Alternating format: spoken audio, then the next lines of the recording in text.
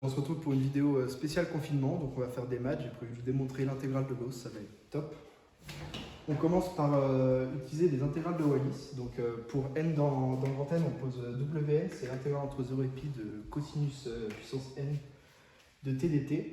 Donc les valeurs en 0 et en 1 de cette suite, c'est pi sur 2 et 1. Ça se trouve très facilement. Ensuite, on effectue une intégration par partie dans le but de trouver une relation de récurrence. Où on va dériver cosinus puissance n-1 de t et on va intégrer cos t. Là, on fait notre intégration par partie. Et on utilise le théorème du crochet nul ici. Et le sinus carré, ici, on va le transformer en 1 moins cos carré, ce qui va faire qu'on va trouver du n-1, wn-2 moins wn. Du coup, on a trouvé une super relation de récurrence ici. Ensuite, puisqu'on travaille avec t appartenant à 0,2 pi, le cosinus est toujours compris entre 0 et 1, mais il est positif et du coup ce qui va faire que cette suite est décroissante. Donc on aura cette inégalité.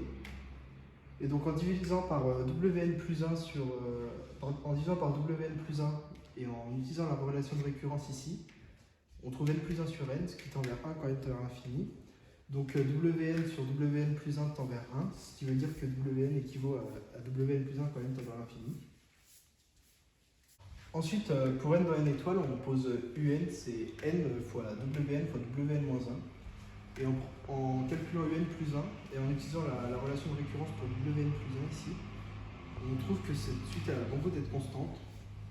Elle est constante égale à son premier terme U1 qui vaut pi sur 2. Et donc Un, on en prend l'équivalent quand n tend vers l'infini. Donc elle équivaut à nwn carré, puisque Wn équivaut à Wn plus 1. Donc ce qui équivaut à pi sur 2. On en déduit donc que Wn équivaut quand n tend vers l'infini à racine de pi sur 2n. Et ça va nous permettre de montrer l'intégrale de Gauss. Donc l'intégrale de Gauss, c'est l'intégrale entre 0 et plus l'infini de l'exponentielle de moins t carré dt. Elle existe parce que si on multiplie par t carré en plus l'infini, ça tend vers 0. Donc il n'y a pas de problème. Et donc pour t dans R+, et n dans n, ça c'est une inégalité classique. Et donc si on se restreint à 0 racine de n, on peut en prendre la puissance énième. Et donc on a cette inégalité-là.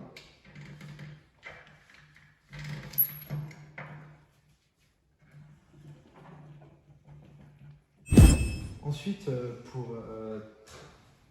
de la même manière, pour t appartenant à l'intervalle 0 racine de n, on obtient que l'exponentielle de t carré est plus grande que 1 plus t carré sur n à la puissance n. Ce qui veut dire que l'exponentielle de moins t carré est plus petite que l'inverse de cette expression. Pour n dans n, on va poser trois suites. La première, Bn, c'est l'intégrale entre 0 et racine de n de 1 moins t carré sur n à la puissance n. Cn, donc l'intégrale entre 0 et racine de n de moins t carré dt. Et dn, l'intégrale entre 0 et racine de n de 1 sur 1 plus t carré sur n à la puissance n. Et donc notre but, ça va être de trouver l'expression de trouver la limite de Cn quand n tend vers l'infini. Et donc d'après ce qui précède, par positivité de l'intégration, on obtient que Bn est plus petit que Cn et plus petit que dn. Et donc on va chercher à calculer les expressions de Bn et dn. Donc Bn, on va effectuer un changement de variable ici. On va poser t qui est racine de n sinus θ. Et du coup, ici, ça va simplifier en cos à la puissance 2n. Et l'élément différentiel va devenir racine de n cos θ dθ. Donc ce qui revient à dire que Bn c'est racine de n fois w2n plus 1 avec w des intégrales de Wallis qu'on a vu à l'instant. Et donc dn, vu que l'intégrande ici est positive, elle est plus petite que l'intégrande entre 0 et plus l'infini de la même intégrande. Et en faisant le changement de variable t égale racine de n tangente θ, qui est C1 bijective, donc qui est bijective, on obtient une super expression qui, avec un peu de trigo, nous ramène à racine de n fois w2n moins 2. Et donc on a obtenu cette inégalité.